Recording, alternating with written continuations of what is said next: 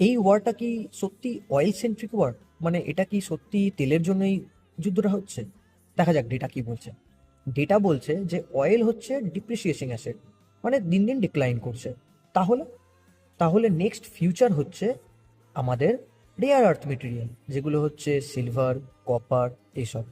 আর Trump next লাইনে thread দিয়েছে কোন কোন কান্ট্রিগুলো, সেগুলো হচ্ছে মেক্সিকো, কলম্বিয়া, চিলি, উরুগুয়ে, এইসব কান্ট্রি। আর এই কান্ট্রিগুলো ল্যাটিন আমেরিকায় পড়ে।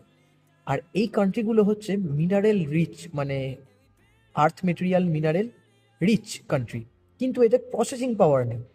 এইবার এর প্রসেসিংগুলো কারা করে? এই প্রসেসিংটা করে হচ্ছে চায়না। তাহলে মোটামুটি বোঝা যাচ্ছে যে কিছুটা কন্ট্রোল গেমের জন্যই হয়তো এই ঝামেলাটা ঘটছে। আপনাদের কি মতামত জানান কমেন্টে।